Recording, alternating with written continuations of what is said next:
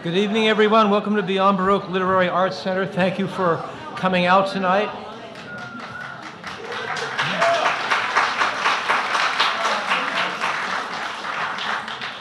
I'm not going to go into my usual pitch tonight because tonight is a tribute for Taylor Negron, who I got to know through Eve with his attendance and participation in her poetry in motion at Beyond Baroque over the years.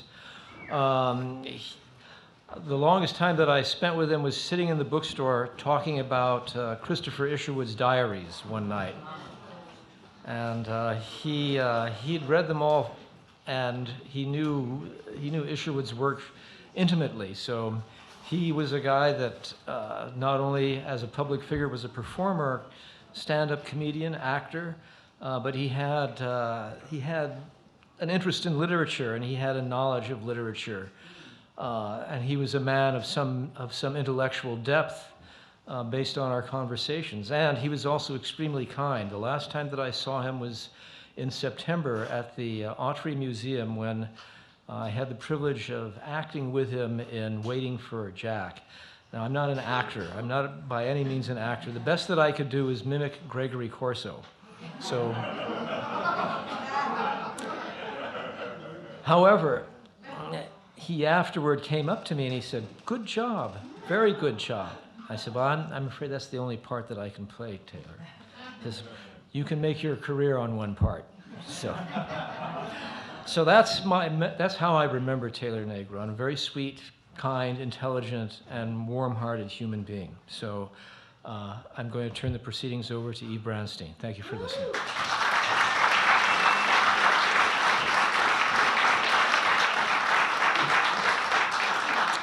I'm really, really grateful you're so much a part of this night. It's not just that you're attending an event, but you're attending a moment that we're all going to share for Valentine's Day, because I think we all have a big heart for someone who can't be here with us tonight.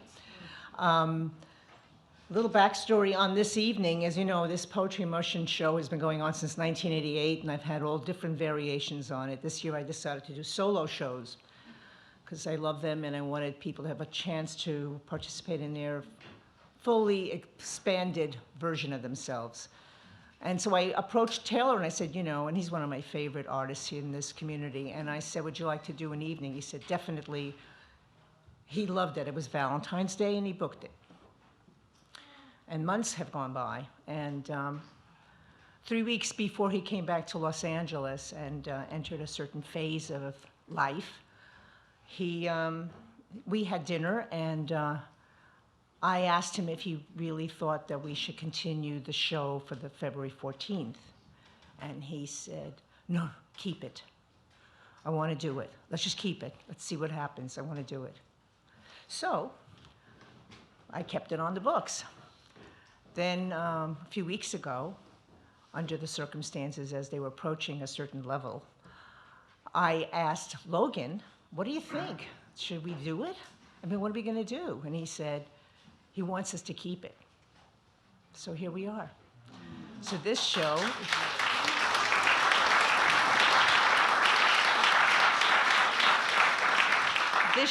is an evening with Taylor Negron, and you're in for some wonderful, juicy surprises and friends, featuring the most wonderful artist who worked so closely and personally, Logan Heftel. Please welcome him.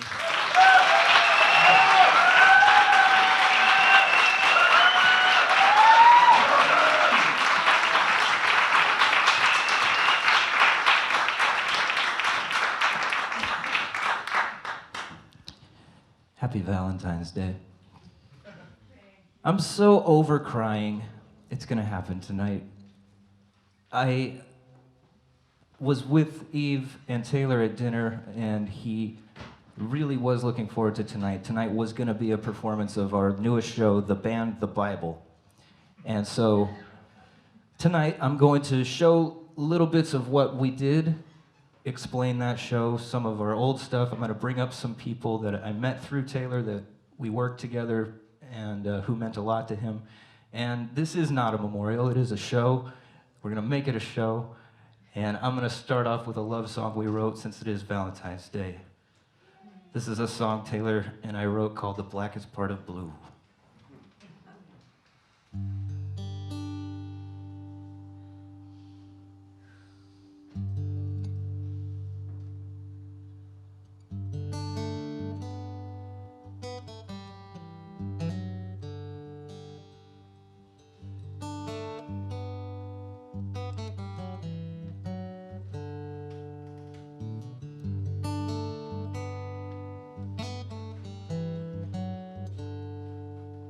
Been up all night for centuries,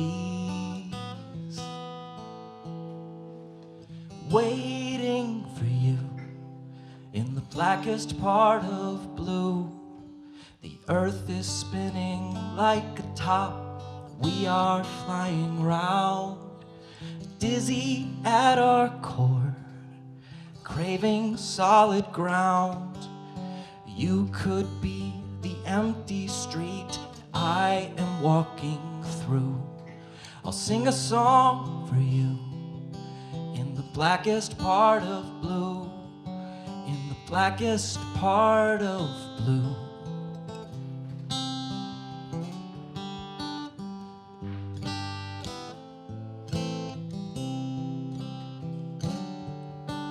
I could not be cold at night, you were always right beside me, in spite of me. You could be the empty sea I am singing through. The bluest part of you is an angel to me too.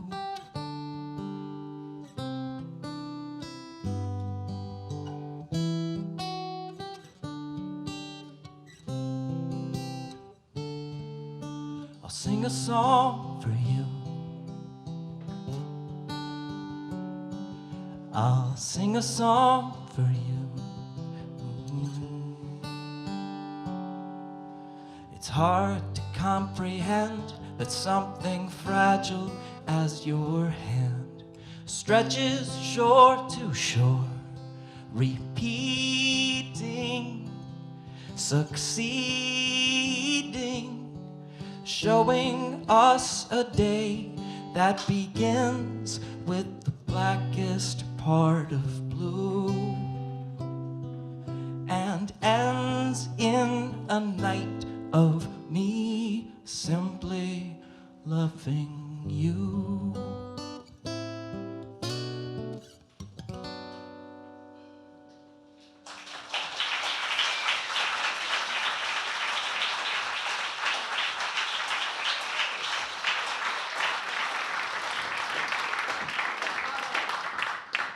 Thank you so much.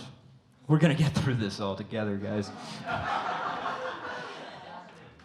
I'd like to show a video. The show we were working on was called The Band, the Bible, and when we put it on this summer, we made a little promo for it, and I'd like to show that now. Hit it, Jim. I'm Taylor Negron. This is Logan Heftel, and we have been performing for a long time. Take a moment, any moment of your life. When we started performing, there were no iPhones. We had a white president, and Uber was a disco outside of Berlin. When it's all that you feel, something like forever keeps it real enough to seem like something you need. We've been working together so long, we've written the Bible. Our Bible. Because we all have a Bible. The name of your babysitter, the first airline you ever flew on, or the color of the first stamp you licked. These are undisputed facts. They are your gospel, and they come from your Bible. We are guesting at the Un Cabaret. Take a moment, any moment of your life. Try to hold it, play back any time.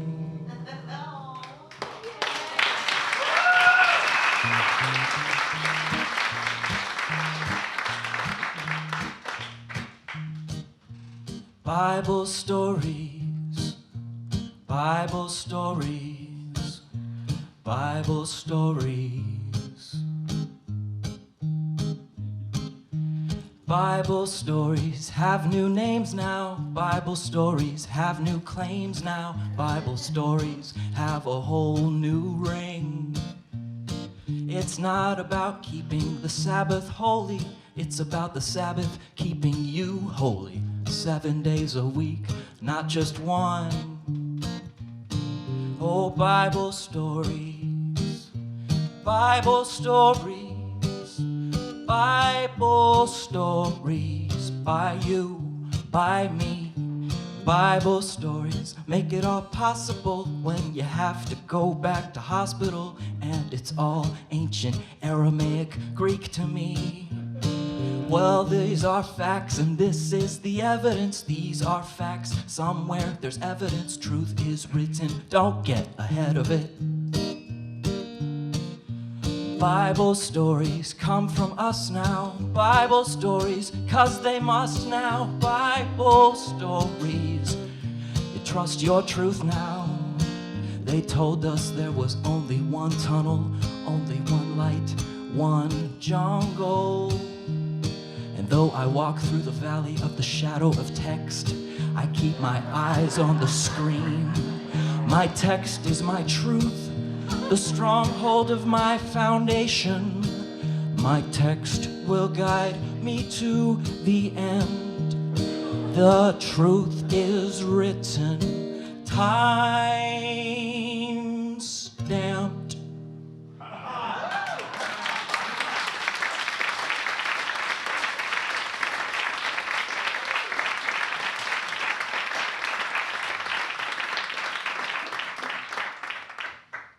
In 2007, I was 21. I packed everything I owned into my car. My friend Kerry Graffmiller from high school said I could be his roommate in Long Beach, California. And he flew up to Washington, and we drove down together, and we stopped in Salt Lake City to see our friend Jessica at a Starbucks on a crowded Sunday morning. And we all sit down with our coffees, and Kerry gets up to go to the bathroom, and he's gone a very long time. And when he finally comes back, he walks straight up to me, and he flips me off, and he starts screaming, "Fuck you, fuck Salt Lake City, and fuck you for bringing me here," and made this huge scene, and we had no idea what was happening. We kind of just started laughing at his face. He finally calmed down and sat down, and the whole Starbucks is looking at us. And he explains in a really loud voice, "I was in the bathroom, and I'm sitting in the stall, and I look down, and I see a shadow, and the shadow is moving rapidly. And then I look up, and I see a face peering over the stall, and so I chased that guy outside, and he got away, and then I came in and I yelled at you."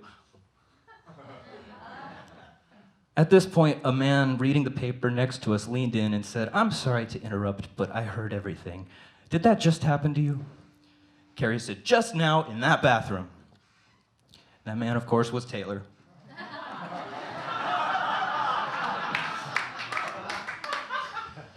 So Taylor said to Kerry, "That is disgusting. That is unacceptable. And it's going to happen a lot more."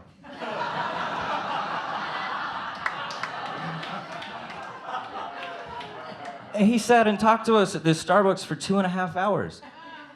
He told us the world is a horrible place. More to come. We told him we were musicians moving to LA.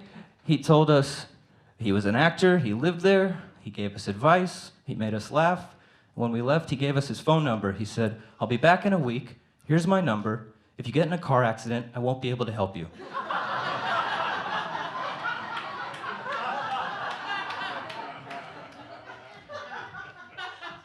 We started working together shortly after that, and I want to play you some audio from one of our first shows ever in 2008 at the Revolution's International Theater Festival in Albuquerque. Hit it, Jim.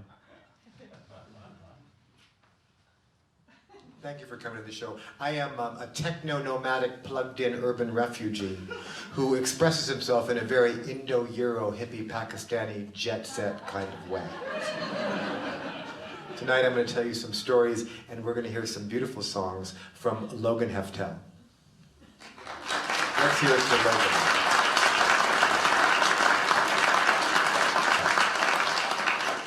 Logan. I met Logan at a Starbucks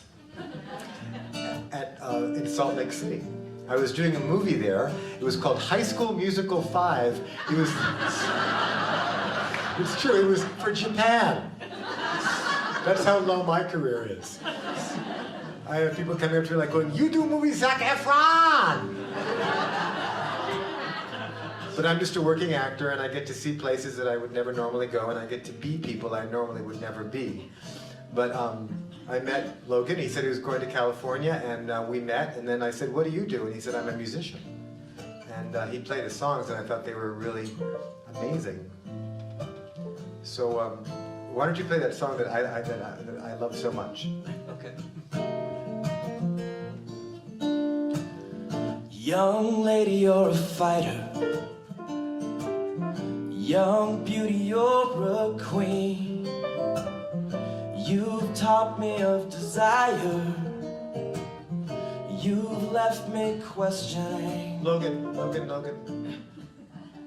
No, that's not the song. No. That's a love song, and I don't want a love song in the show because it'll send out the wrong impression.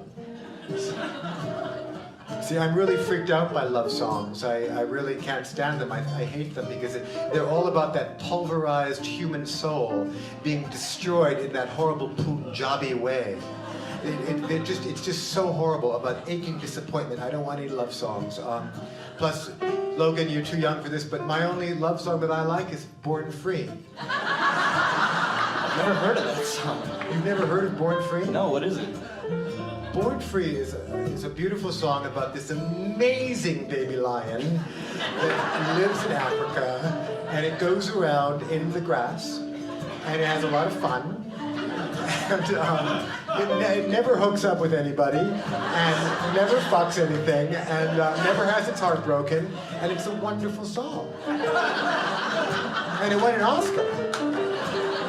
And look, Logan, love songs are just entirely to eHarmony.com.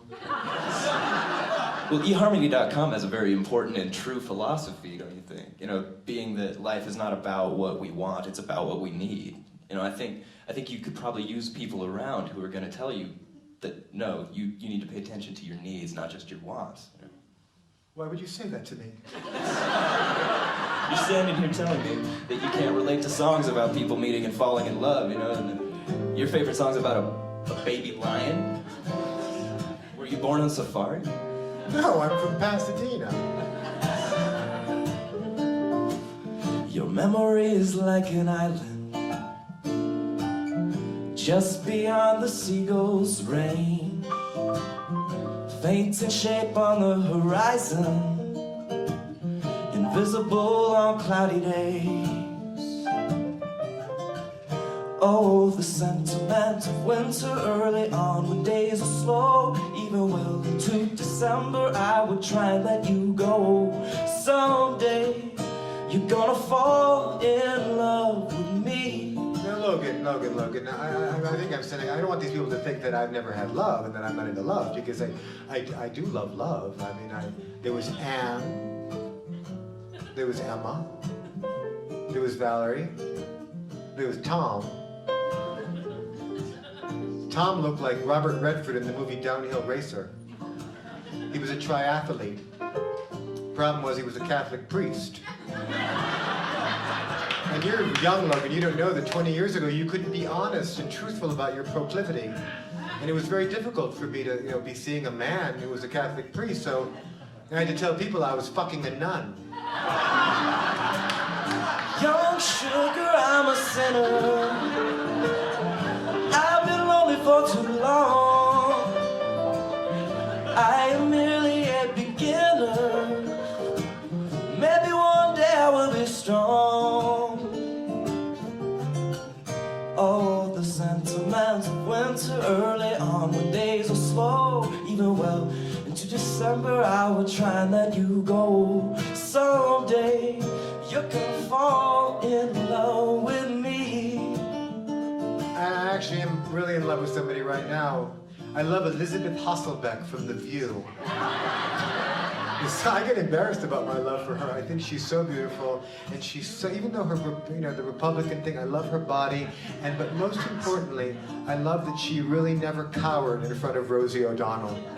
And I think that's such an important feature in a woman, not to cower in front of Rosie O'Donnell. Young lady, I forgive you. This time is such a mystery. When you get to where you're going, I think you'll find you're missing me. Oh, the sentiments of winter early on, the days are slow. Even well into December, I would try and let you go. Someday, you're gonna fall in love with me. Oh, I said someday, you're gonna fall in love with me.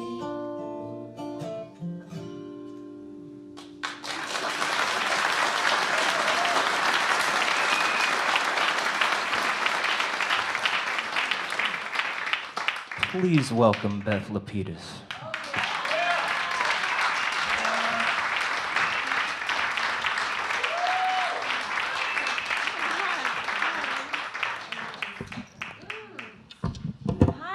Happy Valentine's Day. God. Oh, that was fast.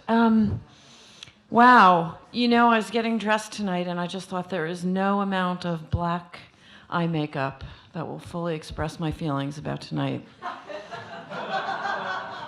And yet there is a small enough amount of black eye makeup that I won't ruin it. You know, Taylor, oh my God, well, this was a phone message that Taylor had that I loved so much.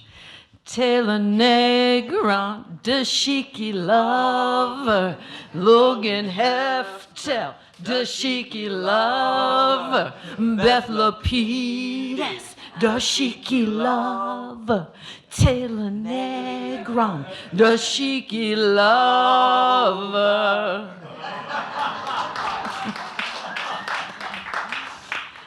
Now you might ask, what is a dashiki lover? We never knew. We never knew. But we sang it all the time. Was it a person who loved dashikis, or was it a person who was loved because of his dashikis? And I just think, oh my God, some people work so hard to make a performance art piece, and Taylor just did it on his phone message. I can't take him off my favorites. How about you? All right, so I wanted to talk a little bit about the future of our relationship with Taylor. I know for certain he's not gone. Taylor, you know, Taylor left a lot while he was here. And he left us to go to France, and he left us to go to New York, and he left New York to come here, and he kept leaving. He went to Palm Springs, and he was always going somewhere. And so he had good practice in leaving and yet being here. So he left the thing we were most familiar with on my birthday, and that's a humble brag. And so I thought, and we had an Uncabaret the next day, and I knew I had to talk about it, but what was I going to say? And oh God. So I went to the source and I said, Taylor, what am I going to tell the people tomorrow? And he said, tell them to eat tangerines.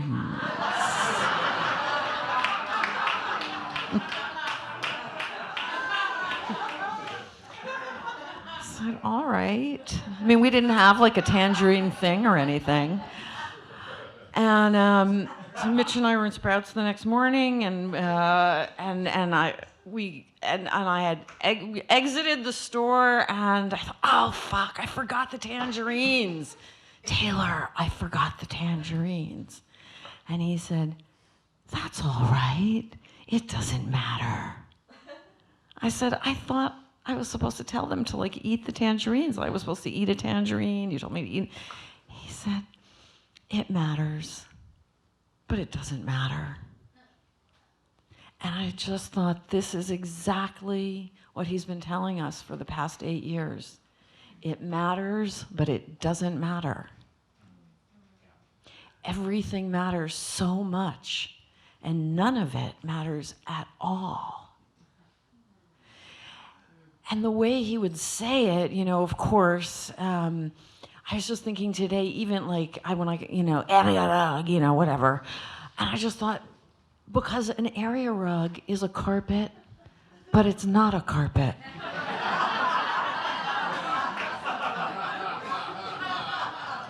It matters and it doesn't matter. And of course, an area rug is a magic carpet. And that's what Taylor was always doing, taking us all on a magic carpet ride. I had a dream about him last week. And in this dream, he was, first of all, in a lazy boy chair. Just so relaxed. And there was a game, there was like a card game up on a board. And the cards had backs on both sides. And only once you started playing were the cards that you were going to have revealed to you. You had to play the cards to see what cards you had. I did not come up with this, I can assure you. And I took that in, and then I went over to him, and I tried to touch his hair. And then I kissed him on one cheek, and I kissed him on another cheek, and I kissed him on his forehead, and that he was very happy with. And I just thought, the hair is so earthly, you know, the hair always changed. The hair always changed. You know, the hair wasn't him. That's what he was saying. The hair's not me. It doesn't matter. And he was happy with the kisses. And I thought, when I thought about it today, I thought, it's a triangle. One cheek, another cheek, and the forehead. It matters and it doesn't matter. And then right there, that's how you see, right here. He was teaching us to see with mattering and not mattering. And I thought, you know, it's simple and it's complicated. It's funny and it's serious for Taylor. It's not a carpet, it's an area rug and also a carpet. And why that thing, the magic carpet? Not a little thing, it matters and it doesn't matter. And all the while, that smile and a tangerine exploding inside his mouth, inside your mouth, exploding with love. That's all that matters. Happy Valentine's Day.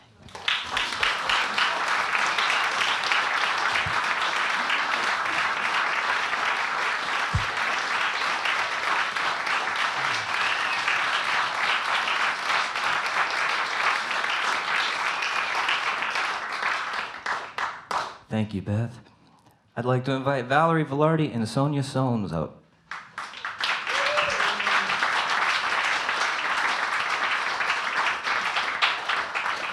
Okay. I want to show you what's on this platter here. This is leg of lamb. And this is from a recipe by Taylor. And I had it at his house once, and it was so great, I begged him for the recipe. I actually, I was at his house when he served it, and Mary Sue Milliken, the famous chef from the Border Grill, was there. And I had seen Mary Sue eat something that she didn't like once at Musso and Frank's. I gave her a taste of the tomato soup, and she was like, ooh, like she made this awful face. When she took a bite of Taylor's lamb, and her face lit up, and she begged for the recipe. So I know that that pleased Taylor immensely, and I actually made 3 legs of lamb this afternoon, and with the help of my daughter who carved it, it's in the other room, and it's being kept warm, and I want you all to have some when we're done. So don't leave, because that's a lot of lamb. Okay, so now I'd like to actually introduce Valerie Velarde. She was Taylor's French wife. Valerie and Taylor shared a house for 20 years in France, and Valerie is here to give you a lovely lesson in elocution a la Negron.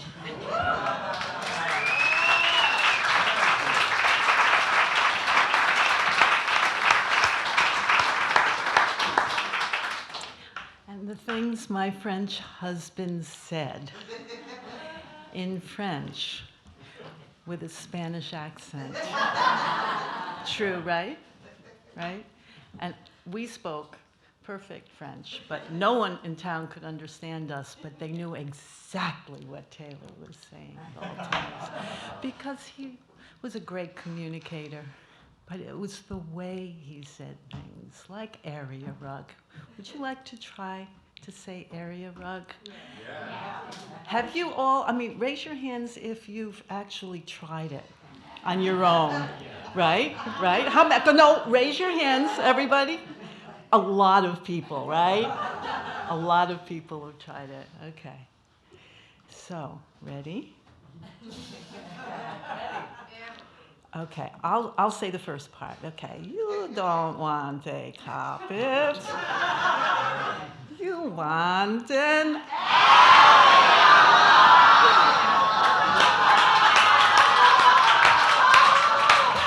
yeah, you've been practicing. You have been practicing. Very good. It really demands that you open the back of your throat. But my friend Sonia showed me a clip of it today where not only do you open the back of your throat and all the consonants and the vowels happen back there, but you have to come forward and open that amazing mouth of his. Like that, right? Okay? So I'm going to ask you to just kind of come forward, open your mouth, and open the throat in the back. Ready? Okay. Rick Overton is in the house. Rick, do the front part, okay, would you please? Nice and loud, the front part. You don't want that. You want that. Oh, it's getting good, and it's so satisfying. Woo. Okay. All right, so now we're going to try leg. Ready? Ready? Put the L, your tongue right on the top of the middle of your roof and of your mouth, and then just kind of let it come forth. Yeah, just preposition. Okay. Okay, now we'll do lamb. Okay, ready? Ready? Forget of. Lamb.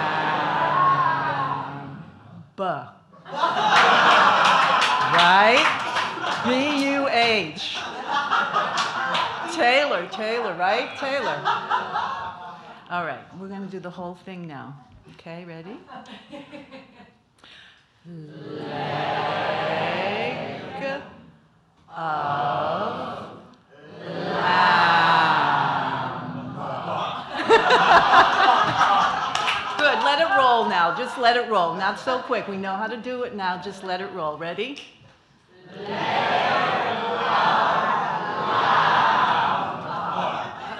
Yeah.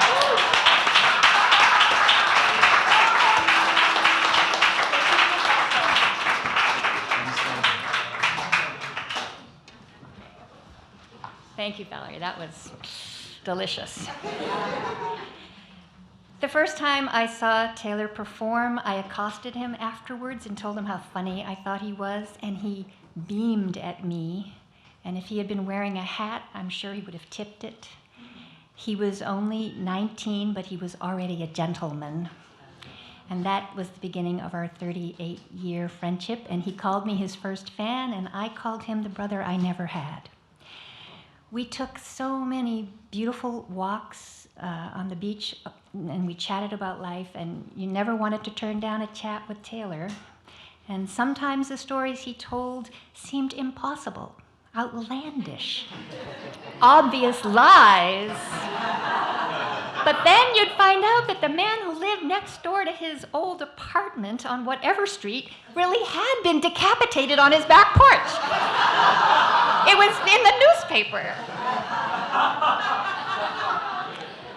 Taylor's stories were riveting and hilarious. He starlighted a dinner party, he fireflied it, he full mooned it, and a few days later a card would arrive in the mail, a tiny painting, it's actually this big, tiny painting of a dining table, people sitting around it nonchalantly sipping champagne. He even painted the bubbles. You can see the bubbles. For many of us, Taylor was the bubbles. When I was asked to speak here tonight, I tried to write a poem about him, and then, he's such a brilliant writer himself, and such a poetic man himself, that I decided instead to let him speak for himself. So what I've done, and what I'm going to read to you now, it's a poem that I created using only Taylor's words. I gathered them from here, and here, and here, and here.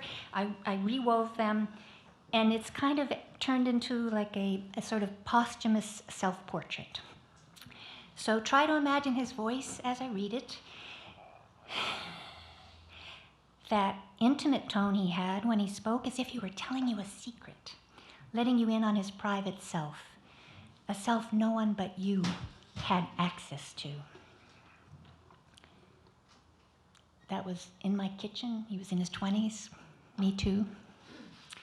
So I'm calling this Taylor on Taylor, and I can't do it the way he would do it. It's very frustrating. My mother's labor was induced by the bite of a black widow spider. I entered the world with great severity and trauma, exhausting everyone. To this day, whenever my life explodes, my mother says, "Goddamn spider." My mother taught me that kindness has rewards and that there is nothing for anyone who wallows in apathy or anger, and that imagination and invention are the keys to a good life. I grew up in Glendale, which is so boring it makes Burbank seem like Berlin in the early 30s. It's good to be Taylor.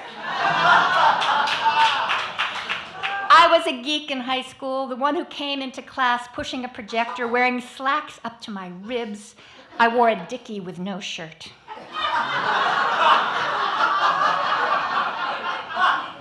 In my yearbook, they listed my hobbies as playing in the dirt and watching the Dinah Shore show. I was the last one to be chosen on a baseball team. I got used to never being picked, but what I could never get used to was the collective moan of the team I was assigned to. I had to survive. I had to make them laugh. When we make others laugh, the me becomes we. I am a stand-up comic. My stage patter is tireless, kinetic, and I sometimes exhaust myself. I have been on The Tonight Show. I have also performed in a roller rink for Jewish singles in Syracuse. And yes, sometimes I wear dashikis. I like guitars and pools, museums and fruit cocktails. I don't like prisoner abuse. I don't like American Idol. I suffer from AAD, attention abundance disorder. Nothing escapes me. I perceive every detail of everything. Sounds, echoes, the curled lips. I can hear houseflies tapping their heads against glass. I am on the run from reality. I can't stand reality. I'm someone who had a mother who once looked at my drawing pad filled with watercolors, closed the book, narrowed her eyes, and with great intensity pointed her finger and said, "I am going to tell you something right now. You are better than Matisse." I am old-fashioned. I like cloth napkins. I am not into popular culture. I have never seen the Super Bowl. I have never drunk an entire Coca-Cola. I don't like the taste of fast food. I have never even seen an episode of Friends, and I was on it 3 times. I hate cell phone conversations. I think cell phone conversations are the new secondhand smoke. I think if I ever lose my cell phone, if I ever lose it, I will find it under a pile of ripe, warm nectarines. Lucille Ball taught me how to be happy because she was so damn sad. She taught me to be careful about what you want because sometimes more tears are cried over answered prayers than unanswered ones. After 30 years in show business, I've given up on the idea that people will know my first and last name together, and I've accepted that I will never be actually famous. Instead, I am fame-ish. Honestly, I never searched out celebrity anyway. All I ever wanted was to be a tortured artist who occasionally wears Max Factor Tan No. 2 foundation. I am a shapeshifter. I am the alternative everyman. I have been your postman. I am the man who delivered your pizza. I was the gang member who kidnapped your daughter at gunpoint. I'm a nanny for children. I'm a stylist for Stuart Little. I am your shrink. I direct porn films. I am the groom and the maid of honor. By letting go of what you thought was going to happen in your life, you can enjoy what is actually happening. That is what I do. At the red light at Lookout Mountain Road, the warm wind gives the black night a tinge of rust, and I am stunned by a strand of bougainvillea and how it remains vibrantly red even in the dark night. I have lived a life without guilt. Maybe we all can't perform our own HBO special, but with some planning, you can turn your own life into a long Groucho Marx movie. Thank you.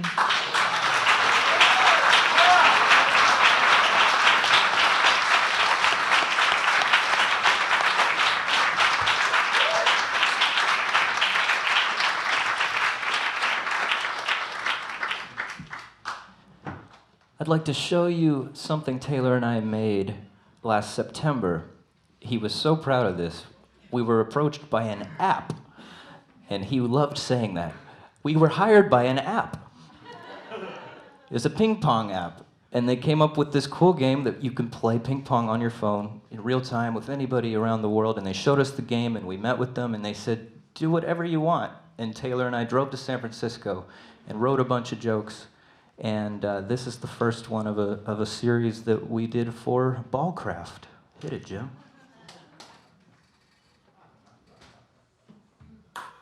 I don't want to read.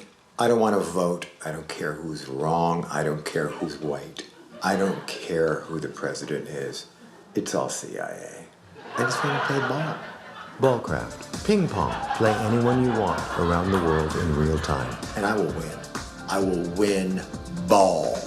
Oh, you will lose your house. Have you ever read chapter 11, 12, 13, 14, and 15? Well, when you get to chapter 19, there's one name there, and that's 19. I just won the game.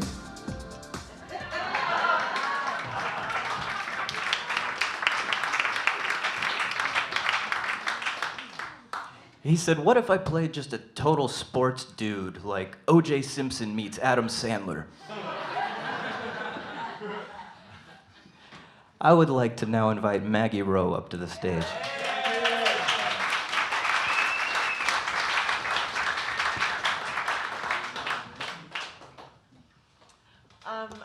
I wanted to read a piece that Taylor wrote that's one of my favorite pieces he's ever written, because it seems like a love song to his mother, to his family, and to his life. And it's called My Mother. Each family is like a snowflake, absolutely unique, but there are different similarities among certain types. Some snowflakes are tiny, some snowflakes are bright, and some, like my family, are large, wet, fat, and coming down fast. Now, pick a family, any family, the Kennedys, the Corleones, the Grubmans, or any of those families on the Springer Show who use lawn furniture indoors and make one tube of toothpaste last a year. They all have one thing in common, a strong, inspiring, whip-yielding mother. I was born to a mother whose labor was induced by the bite of a black widow spider. My mom is a New Yorker. My parents left the tenement streets of the Bronx and came to Los Angeles in the late 50s, when West Side Story was real. Both of my parents have the knife marks to prove it. They used to break a bottle on the fence and follow me home all the way, cutting the back of my neck, my mother would say, and then she would show me the scars. Look where they got me. The scenario was straight out of one of those Warner Brothers B pictures that she used to let me watch with her on Saturdays at the fabulous 52. None of my kindergarten pals were allowed to stay up late, but my mother felt it was important for me to understand the work of Loretta Young.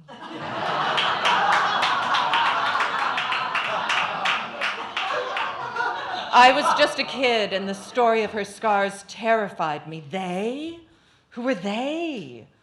Could they find us here at my grandmother's bungalow in Echo Park with its palm trees and dry, scrubby backyard? That wonderful house that smelled of freshly ironed drapes and mint, where a distant chicken sang behind an ivy wall? My grandmother was a lefty, and her house in Echo Park was often filled with people who had been exiled from many places. Socialists and communists, violin soloists. For a while, it was filled with lesbians who fled Fidel Castro's Cuba. I used to tell people that my family absorbed lesbians during the Cuban Missile Crisis.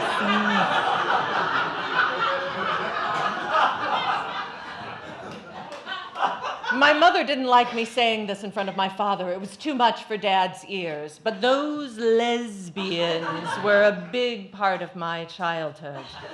A good part and a scary part.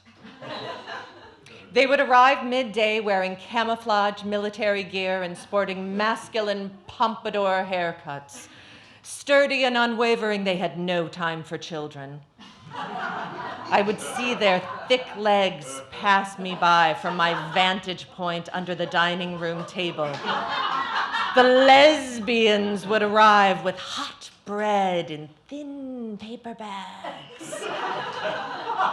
The lesbians would produce sticks of sweet guava paste and butter while my grandmother poured strong cups of coffee.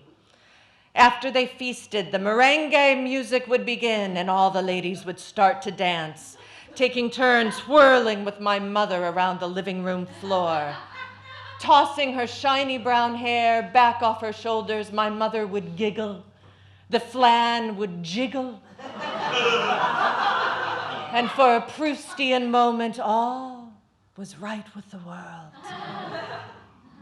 When I remind my mother about those times, she laments, "Why the hell do you have to only remember the lesbians? Do you remember the skiing, the leather jacket, and the gold chain we got you? No, but you remember Connie and Irene, Connie and Irene, Connie and Irene. Oh, Jesus Christ." Now, I can assure you, Mom was not a butchie. My mother was boy crazy. During World War II, my mother worked in a factory that manufactured medals of honor for soldiers. She sat for 12 hours a day attaching the medals to gold braids and ribbons. Then she would place them in blue velvet boxes to be sent overseas. What no one in the factory or the federal government knew was that my mother was writing her name and address on little pieces of paper and sticking them to every box. Just recently, I asked her if she ever met anyone that way, to which she sheepishly replied, after the war ended, there was a knock on the door, and on our porch stood a very tiny Filipino sailor looking very eagerly for me. I told him I was my sister and that I had gotten married, and that was it. I wish I could say that's how she met my father, but it isn't. They met in Manhattan at a dance in the early 50s and fell in love gyrating to the rhythms of Tito Puente. So with the help of my mother, my father did very well. When I was 7, we moved from my grandmother's bungalow into a great big ultra-modern Chinese Tudor house in the hills above Glendale. Glendale, which is so boring it makes Burbank seem like Berlin in the 30s. A bigger house in a new neighborhood meant new schools. New schools meant fewer friends. I think we did it all to impress our cousins. We said that we lived in paradise. My mother didn't cook much. The only thing she made that we liked was something that was very labor intensive. She called it that goddamn eggplant parmesan. The name stuck. To this day, we still call it that, no matter who's making it. My dad loved baseball so much that he decided to build and operate the first batting cages in the Verduga Hills. The pitching machine spit out balls at lightning speed. Don Drysdale, Sandy Koufax, Whitey Ford. 50 cents for 12 pitches, our new family business. Of course, my mother ran the place. I was her slave, selling candy, hosing down the street, and the most dreaded of all jobs, feeding the pitching machine with balls. I fondly refer to this as my black and blue period. When the counselors at school began to question the black and blue spots all over my upper torso, they asked if there was anything I would like to report. When I told my mom, she went nuts. Who the hell is going to abuse you? You got a big mouth.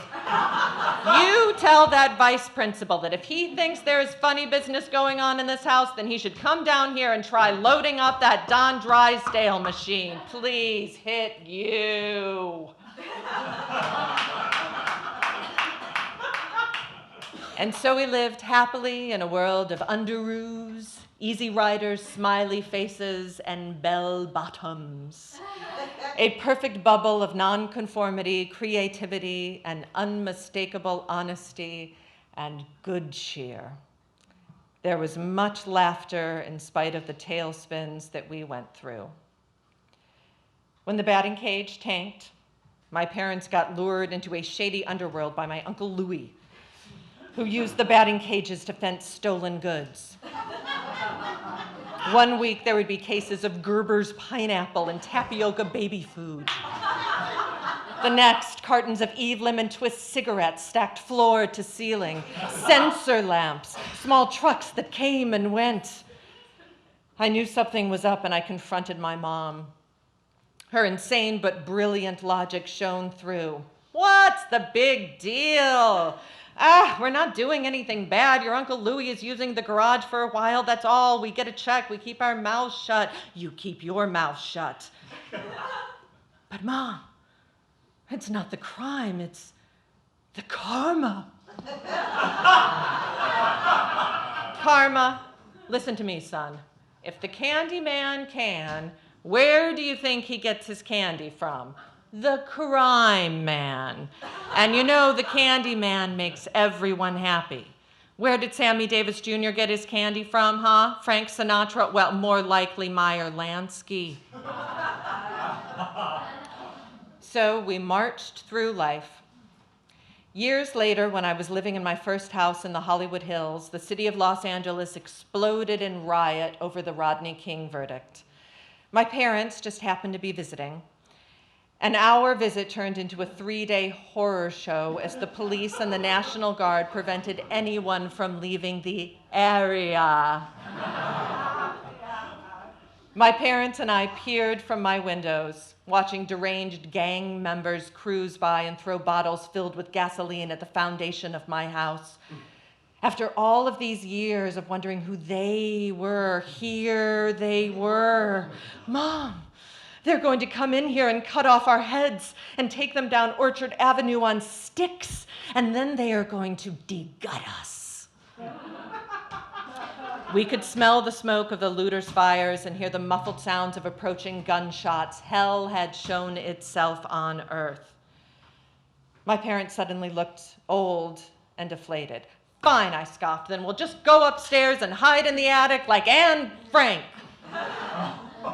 My mom's eyes narrowed. Are you nuts? If they set this place on fire, I don't want to be in the attic of a burning house. No, that is not for me. Do we know an Anne Frank? I could hear my father ask softly.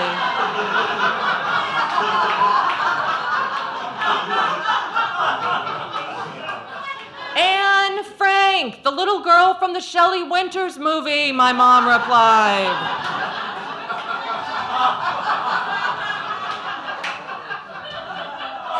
Suddenly, we heard an explosion.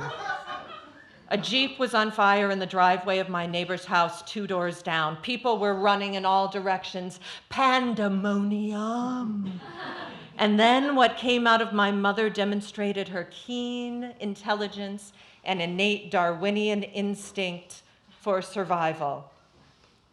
Hey, why don't we get into the giant hefty bags? We can sit there nice and still. If they come into the house, they will just think that we're garbage.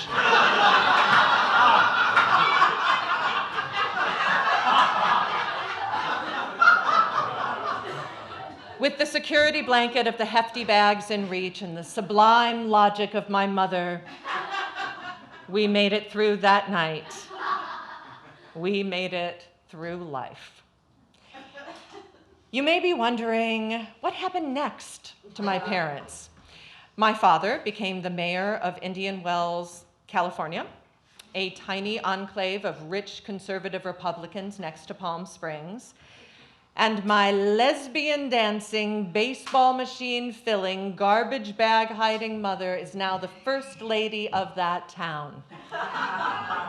Her duties have brought her to shake hands and dine with such people as Barbara Bush,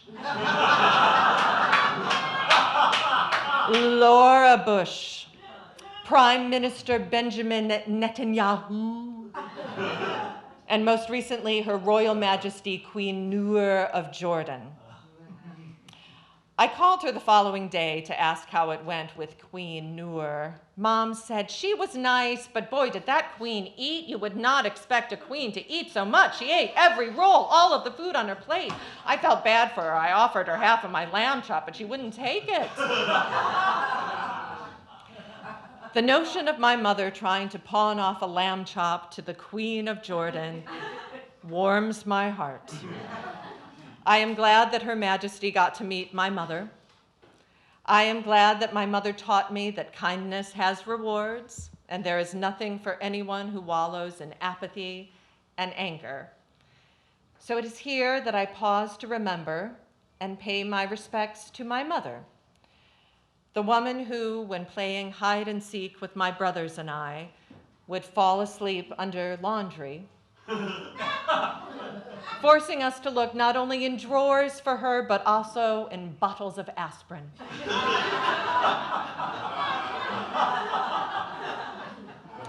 I only wish that all the children of the world could have been raised like me in such an atmosphere of unbridled support, for I am a product of 20th century optimism.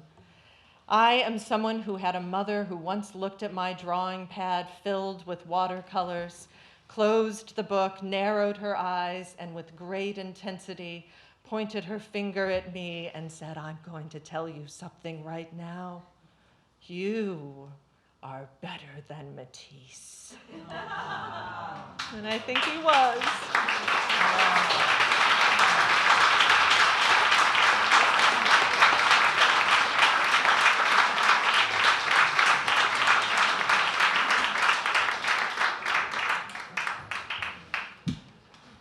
like to show you a short piece of me and Taylor on stage from a little over a year ago at Theater of Note. He had been out of the country, and I'd been out of town, and whenever we would get back together to do a show, we would never rehearse, or if we did, he would not do what we rehearsed. And so I just wanted to give you guys a little taste of how cool it was to step on stage and not know what was going to happen. We've been on the road for the last couple of months opening for Stephen Hawking. And he's just great. He's very loose.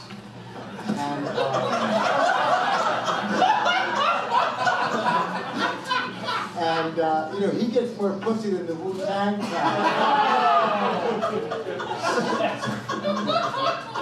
I just got back from crossing the Panama Canal, which was so horrifying. It is so riddled with fucking ghosts. I think they should just put mud into it and just fuck it. I can't believe you're on the Panama Canal side. Things like this oil's coming through and lawn furniture from Walmart. It's not good, you guys. We have to stop the Panama Canal.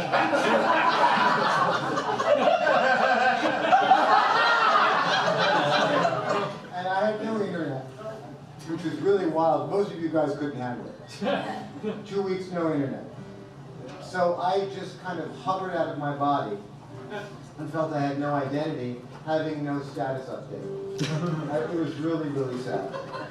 So I started working on this musical that we're working on. It's about very sad lesbians who are in a 30-year relationship who decide that they're going to just continue on.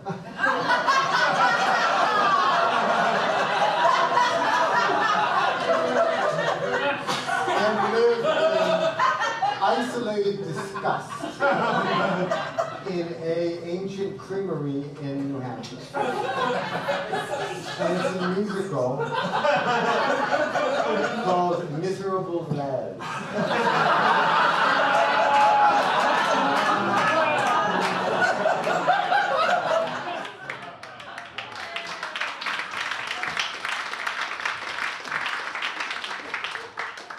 We would then sing a song called Kitty Cat Gone, which I think was the first song that we wrote together. And we shot a music video for it, and it hasn't been finished. We're gonna mix it with animation of, he drew a bunch of cats.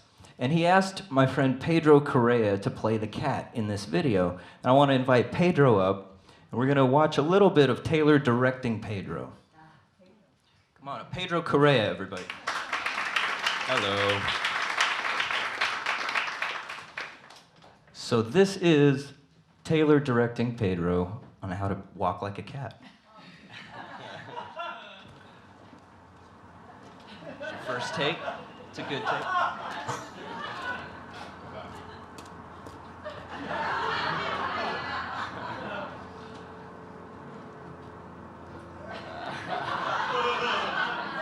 It's all about the swimming motion.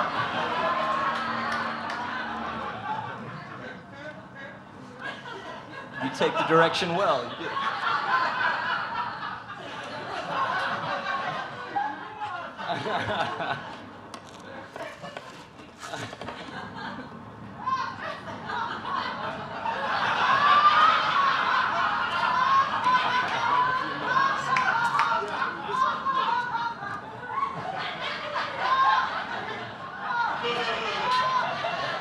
Trying to start moving slinkily, really move across, and we're going to really get you to like this space work.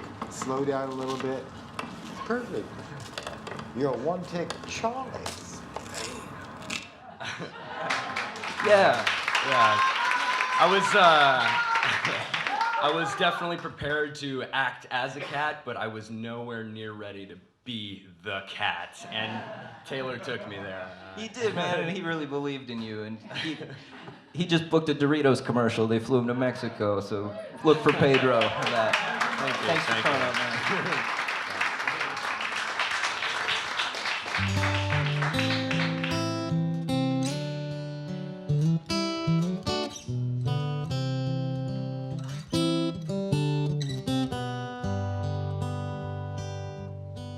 Kitty cat gone, gone astray. Kitty cat wandered out to play. Kitty cat gone, feline AIDS. That is life, don't you know? You lick the butter and then you go. Kitty cat gone, gone away. Kitty cat gone, still we play. Hop a fence, sing a tune, making friends with the moon. Kitty cat, you'll make it through to heaven's gate, the cloudy zoo. Kitty cat gone, gone away. Maybe you'll be back someday.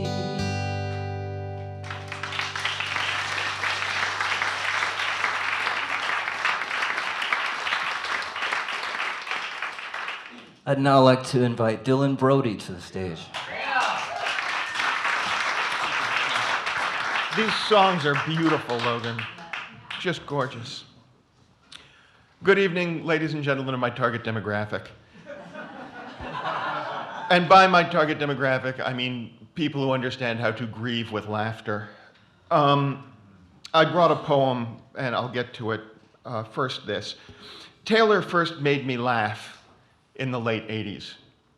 As house MC at Chrissy Francis's Hollywood Comedy Room, I brought him up on stage, and I was young enough at the time that the 7 or 8 year difference between us made him seem wildly more grown up than I, made him seem far more knowledgeable than I, and in many ways he was. He had been in the film Punchline, a film of which I had seen a pre-release screening, and a film which I resented deeply for its inaccurate depiction of the comedy world, its perpetuation of the mythology that real comics don't need prepared material, and for treating comedy as a sport, right down to the inclusion of scenes in the comedy club's locker room. That's right. If you haven't seen the film in a long time, perhaps you've forgotten, at the comedy club in Punchline, the comics all hang out and get ready for their show in the comedy club's locker room. Taylor had a part in that film, and I hated that film, so I resented Taylor, because I imagined that actors with small parts in major motion pictures should take the writers and directors to task for their errors in accuracy, or turn down the role on principle. Did I mention that I was very, very young at the time? Whenever Taylor came in to do a set, there was a little bit of a buzz in the green room, which, by the way, had no lockers. There was this buzz because he had been in Fast Times at Ridgemont High, and now he was in Punchline, which was about to be released, so he was one of the big kids like Rick Overton or Barry Sobel, who were about to be huge stars. Because I resented him over Punchline, I waited in the owner's office and didn't watch his set the first couple of times that I brought him on stage because I was a passive-aggressive moron. I was gracious and friendly, and he was gracious and friendly, but I didn't bother to see what he was doing. Then one night, as I performed my opening set, I noticed him sitting in the room watching and laughing, and afterwards he told me I was funny, so I warmed to him considerably and stuck around when he went on stage. I remember almost nothing from his set, but I remember the laugh he got from me that opened me up and allowed me to fall in love with his work. He said, "A woman approached me, no, she accosted me. After a show a few days ago, she told me that she liked my work as a conversational opening gambit, and then listed her screen credits as though she had learned them in catechism class. I smiled through it all encouragingly, and I refrained from asking her where one purchases perfume that smells of cocaine and self-delusion."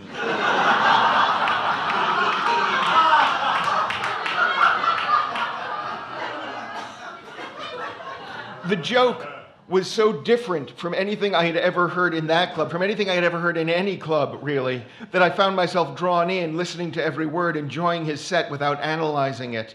He turned me from a cynical comic into an audience member and a fan with that one set, that one night. A week later, maybe a month, I don't know, I was stoned and my sense of time from those days is distorted. All my memories stretch and ooze like a landscape seen through an ice-glazed pane. Some blurry time later, he saw one of my sets and I saw one of his sets, and then he came up to me outside a club as I was staggering out red-eyed onto Sunset at sunrise and smoking pot with a few of the other comics. He said quietly into my ear with great urgency, "They'll tell you talent will prevail, that the truth will out. That's a lie. Don't believe them." I was stoned and young and wondering if there was a joke I had missed in the words. So I said, "What?" He said, "Beware the Black Tower." And then he stalked off down Santa Monica Boulevard, leaving me with the sense that he was the wise madman in an adventure fantasy novel, spouting prophecy that would make no sense until sometime later. Sometime later, I had a meeting at Universal, and I asked over the phone if someone would direct me to the right building, and the guy said, "You can't miss it, it's in the Black Tower." At which point I came to believe that Taylor was in fact a wise madman from an adventure fantasy novel. It occurs to me now that I should have taken him at his word. A few years ago, when I started doing long-form storytelling, my path started crossing Taylor's frequently again, and he sat down with me at the Muse Cafe when it was still next to the Hudson Theater one night. We talked briefly about that long-defunct club of Chrissy Francis's, and then we talked about Sit and Spin and about NPR, and I learned about his paintings, and he asked me about my play, and the difference in our ages seemed very, very small. We were colleagues who could respect one another, and we were both subtextually disappointed with the nature of our own success and impressed with one another's accomplishments. And I told him the line I remembered of his that had made me laugh all those years before. And he said, "I don't think I ever said that."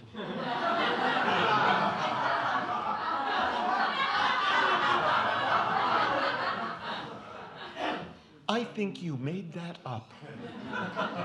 I said, "It doesn't even sound like me." He said, "No, I think I said something on stage, and then you made up a joke in my voice." Then he told me a joke he claimed was one of mine that I did not remember. Memory is odd. And now, already, the mischievous smile, the delighted laugh, those long-fingered hands that seemed genetically designed for the articulation of the luxuriant gesture become phantom images as much imagined as remembered. Beautifully worded. Anyone else? Because I'm... It's not that I disagree with her, and I'm enjoying that moment. The impressionist brushstrokes of my perception replace the hard-cheeked reality of the man I loved more than the extent of our acquaintanceship could possibly justify. I have come to suspect, though I cannot know, that he felt much the same way about me. As beautiful as a fiction may be, however lovely the lies that calcify into fossil replacements for lost moments, I suspect none can be more beautiful or more lovely than the man about whose frail and fallen form they are now wrapped. My vision becomes warped, distorted, blurred. Forgive me. I am allergic to sentiment. I bring a poem for the occasion. As we age, and let us hope we do, we come to know the dying. We come to grieve the dead. Solemnities slip by like sweet and salty, soft-serve summer days when lemonade stand fantasies of fortunes gripped in tiny hands dissolve to condensation bright beneath our eyes. Slow drops distort and magnify, a clear trail, then sublimate to nothing, a diagram of transience traced in transparency. After every hothouse comfort has been peddled out to wilting, the chairs and tables folded down, leaned aside, some weep, some smile, a final, crowfoot wrinkled thought to silence, then living on together, walk back up the waking aisle to see the low slant sun and feel the first chill to presage another fall in nature's golden leaving. Thank you.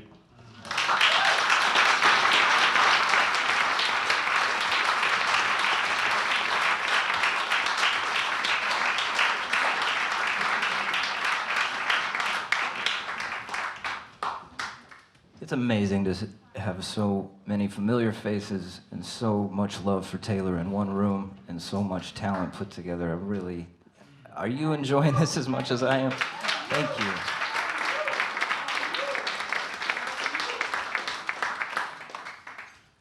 This is another love song Taylor and I wrote, and he would always set it up with, he would kind of encourage the audience to get off Facebook and friend people to their face. He said, why don't you come on to somebody you know?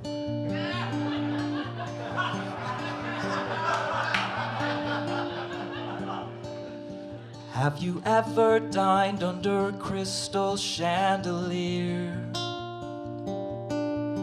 Did the moment stop and twirl away your fear? Did that lazy love take you up to hold on and lead you through the clear? Did you ever dance until the clock struck 5 a.m.? Did the fog roll in and take you by the hand? Did that lazy love shake you up to hold on, believing you were dear? Or have you found your only, the one you would never grow tired of waiting for? You should, since you resist late night kisses while missing misses from your name. Honey, don't change. Did you ever dance under a full-blown autumn moon? And did you make love till the tides woke you at noon? Did you dance among the stars that crest along to Mars and make up one poor man's chandelier?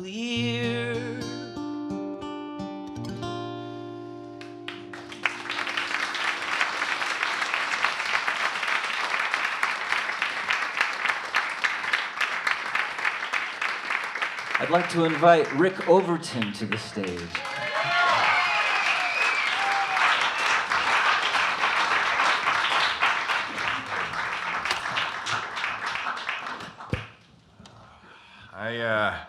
I'm replacing Rick Shapiro. I didn't know I would be. He's on set. He's still filming. So I don't have anything prepared, but I do have a history with Taylor. I was in Young Doctors in Love with him. That was his first movie. That was my first movie, and Gary Marshall's first movie.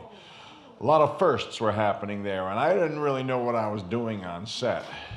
It's my first movie, and so I'd done stand-up, and I sort of, very awkward goof in all the scenes you can see.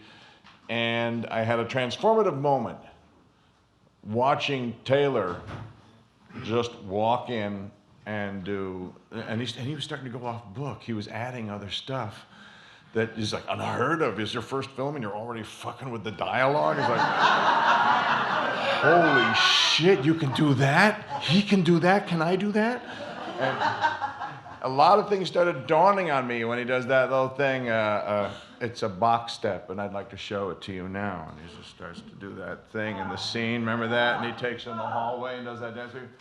And I'm like, get the fuck out of here. You can... Oh, and I started to loosen up, and then I started to show gags to Gary, and he started letting me put gags in, and it all dawned on me because I saw him do that. So thank you, Taylor, for that. You're like a Renaissance man. We met a real Swiss Army knife human. You met one of the real ones, you know? Holy shit, what a lucky break, huh? Incredible break. What a lucky break.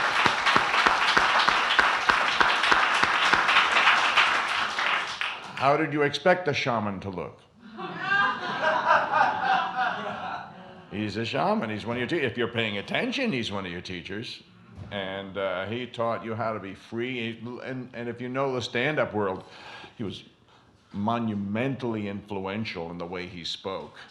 There's a lot of people that spoke like him after that. And that just means he's one of the centers of a pond ripple. He's one of those stones that hit the water. Bang, and it all goes out to influence rings. He made his own influence rings. He owned his space. I've never seen such comfort in skin in all my life. He owned those, every space he was in, and rather than wait for light, he manufactured light. You're lucky you get in that light. That's artist light. It's a separate thing, and it's free, and that's the scariest part. But he made it look like fun. Another series of enormous lucky breaks, like knowing Eve has been an enormous lucky break for me to be influenced about believing in my writing.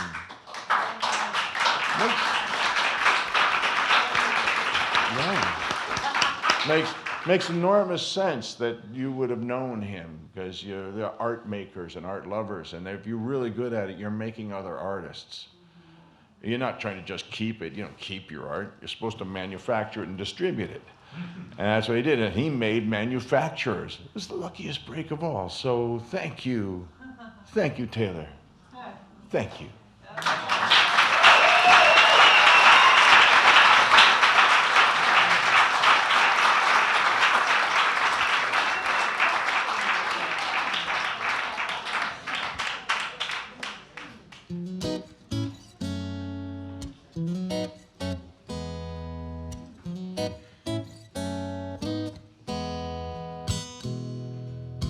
It is cold, please don't stay. If you know, then go away. Despite the light, you can't stay. Go away and see the room from another day.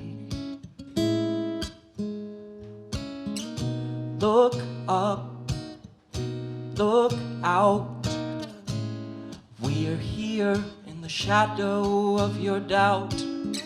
We see your face involved in grace, and there is a plan for this plane to land.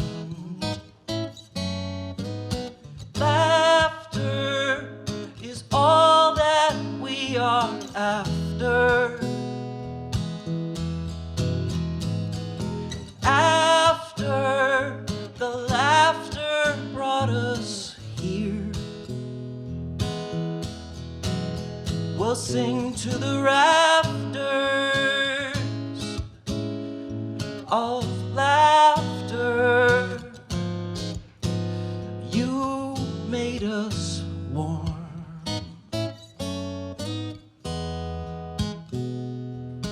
Under doors, behind the trees, morning walks with a million knees.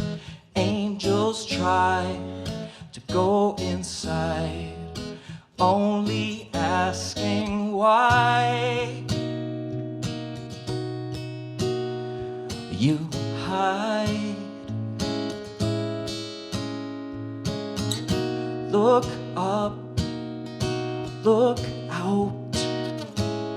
We are here in the shadow of your doubt.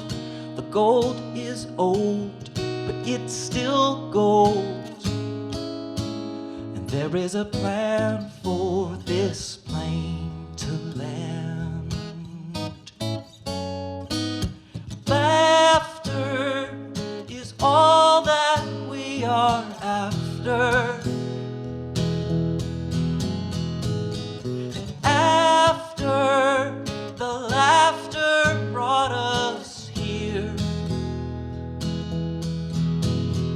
I'll sing to the rafters of laughter, all that we are after, all that we are after, all that we are after is laughter.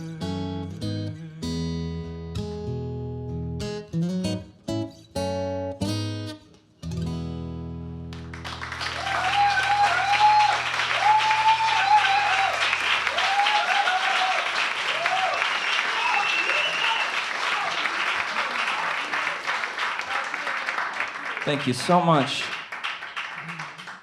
I want to bring up Philip Littell. We're going to do a poem and a song and close the show. Thank you guys so much for being here tonight.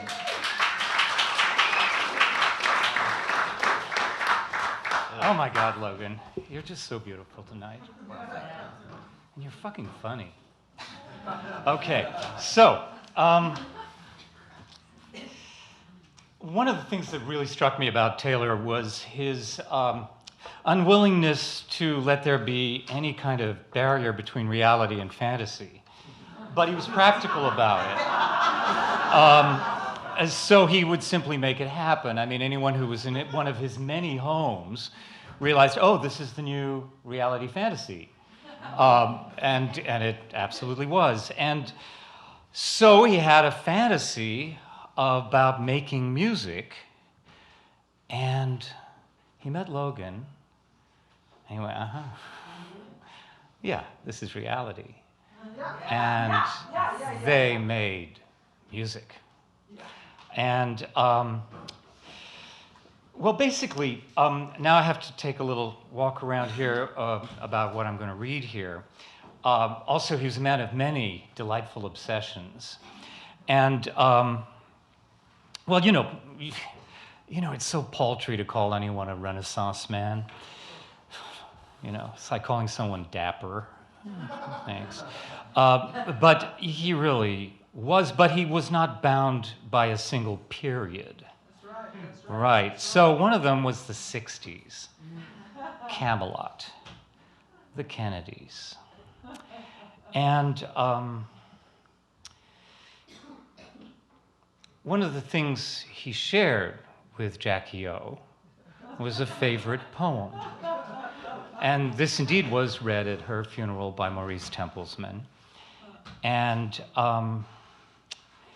well, Logan, take the story on. In November in New York, we started writing a song based on this poem, Ithaca. And it's the last song we wrote together. So I asked Philip to read it, and I'm going to play you the last song we wrote.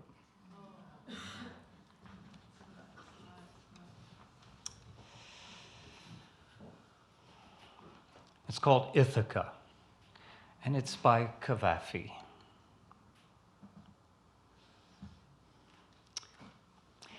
As you set out for Ithaca,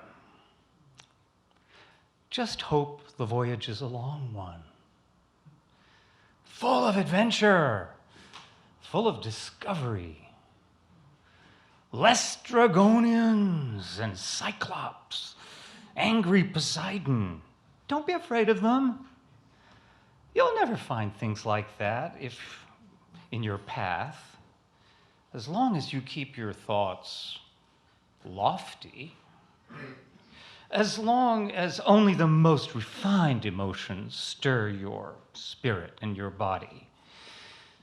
Giant cannibals and one-eyed monsters, wild Poseidon, you won't run into them unless you bring them along inside your soul, unless your soul sets them up in front of you. So, hope the voyage is a long one. May there be many a summer morning when, oh, with what pleasure, with what joy, you come into harbors you have never seen. Then you may stop at Phoenician trading stations to buy fine things. Mother of pearl and coral, amber and ebony, sensual perfume of every kind. As many of those sensual perfumes as you can. And may you visit many Egyptian cities to gather stores of knowledge from their scholars. Keep Ithaca in your mind, always. Arriving there is what you are destined for. But do not hurry the journey at all. It's better, it's so much better, if it lasts for years. So you are old by the time you reach the island, wealthy with all that you have gained along the way, certainly not expecting Ithaca to make you rich. Ithaca gave you the marvelous journey. Without her, you would never have set out. She has nothing left to give you now. And if you do find her poor, Ithaca won't have fooled you. Wise as you will have become, so full of experience, you will have understood by then what these Ithacas mean.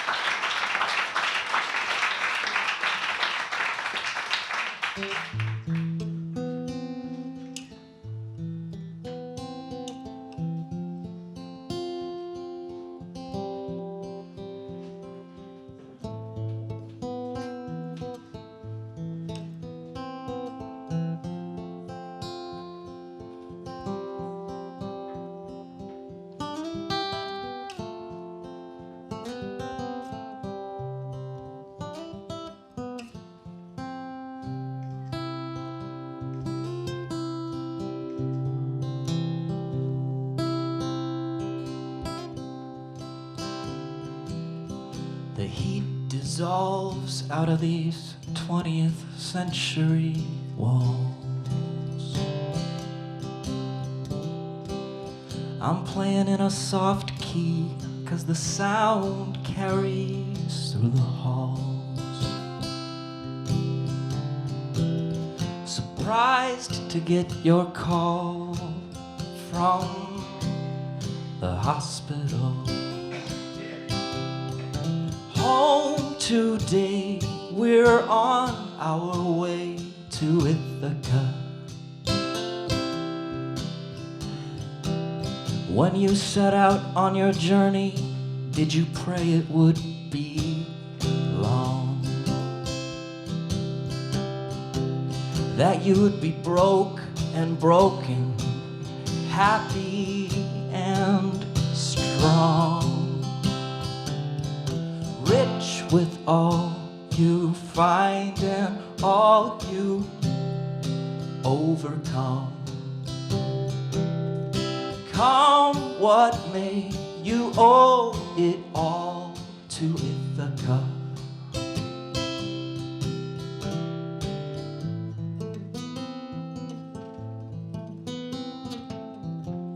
The Cyclops, Poseidon,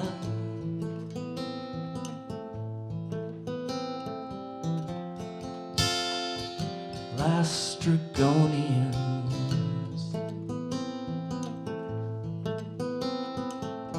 I hide my face, I hide my face from you.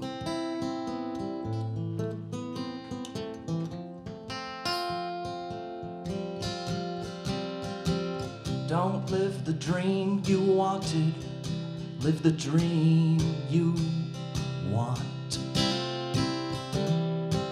Don't live the life you wanted, live the life you got. Going on at 21st century speed,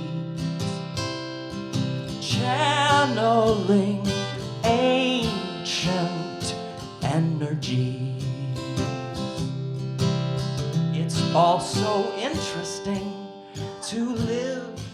die for Ithaca.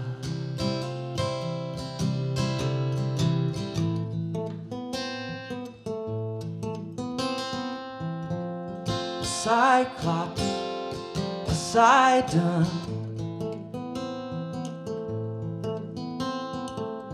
I hide my face, I hide my face. Time condenses, we expand. Meet you with an open hand. On that day, we both will stand for Ithaca. Someday soon we'll meet you back in Ithaca.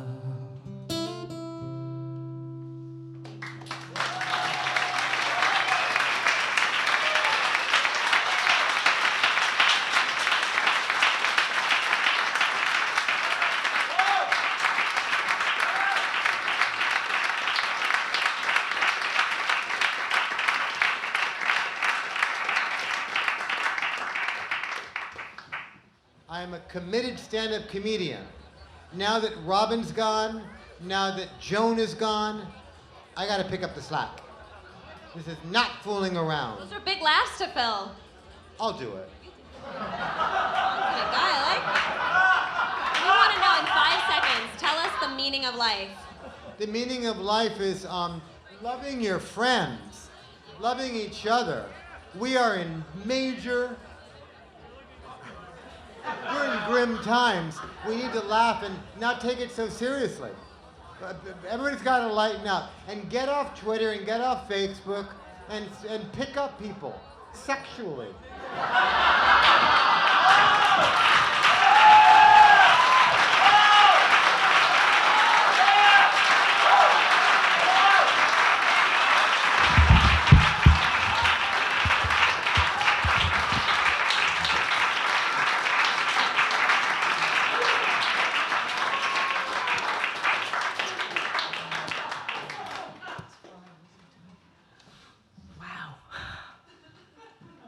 Thank you.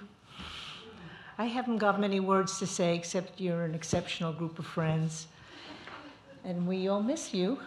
And we're still with you. And you're still with us. And we'll be like that as long as we can carry Ithaca with us. That song, oh my God. And this evening and stories, I love you all. You know, I love the support. I want to say that there'll be another great show here March 7th with John Fugelsang. If you don't know about this event, please check in and support Beyond Baroque. And all of you are great artists, so keep making beautiful work.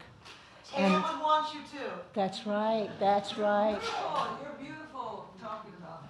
Yeah, I love him, and we spent a lot of time in New York, and I'll just briefly say that we walked and walked all over the city and talked. And this evening brought back so many wonderful memories and joy. So now it's time for lamb. So please, this is a party now. We'll celebrate. Please go into the library, check out the books, and have some lamb. Leg of lamb. Leg of lamb.